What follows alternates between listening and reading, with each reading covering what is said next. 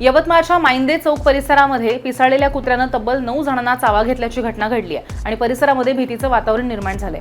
अपार्टमेंटमधल्या रहिवासी जखमी झालेत आणि त्यांच्यावरती उपचारही सुरू आहेत। दरम्यान नागरिकांची नगरपालिकेकडे वारंवार मागणी करून सुद्धा अजूनही कुठलीही ठोस अशी कारवाई करण्यात आलेली नाहीये। संतप्त नागरिकांनी हातात काठ्या घेऊन कुत्र्यांचा शोध सुरू केलाय आणि तात्काळ बंदोबस्त न केल्यास आंदोलनाचा इशारा सुद्धा देण्यात आलाय।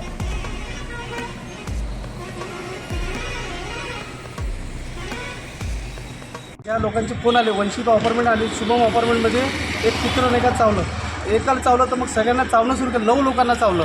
तर मग अशा परिस्थितीमध्ये नाही का हा दहशत परिसरला पूर्ण हा रोड पाहून घ्या पूर्ण बंद झाला आहे आणि या संकट मोर्चापासून सगळ्या लोकांनी इतके घाबरलेले आहे। कमीत कमी 4 लेकरं आहेत, 2 बाया, 2 माणसं आणि आणखी किती लोकांचं झालं यांचा जो सर्टिफिकेट आहे सरकारी दवाखान्याचं। तर मला या लोकांनी संपर्क केल्याबरोबर मी धावत आलो आणि ते कुत्रं त्या गाडीच्या खालीच आहे, बाहेर आलं का पुरा तुटून पडत आहे।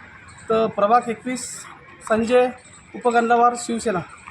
काय मागणी आहे तुमची आता? बस नगर परिषदेला आम्ही वारंवार कंप्लेंट केली, नगर परिषदेला कंप्लेंट केली। आमच्या इथे 4-5 अजून कुत्रे आहे ते त्याला चावलेलं आहे, त्याच्यामुळं तेही कुत्रे बाकीच्यांना चावू नये हा एक दहशतीचा मुद्दा मी झाला। वारंवार साहेबांशी संपर्क केला आहे आरोग्य विभागमध्ये, पण त्यांचा प्रतिसाद आणखी मिळाला नाही। या लोकांनी सुद्धा फोन केला, प्रत्येक नगरसेवकांना सुद्धा फोन केले या लोकांनी, तरी प्रतिसाद मिळाला नाही। शेवटी आम्हाला आता इथं आम्ही पहारेकरीसारखी उभे आहे, एकदम एवढी दहशतीच्या खाली वातावरण झालं आहे। हा रोड पहा किती, या रोडनं रोज 10,000 लोक जातात, पण या रोडनं पहा किती सामसूम झालेला आहे, म्हणजे जसं काही कर्फ्यू लागला इथे।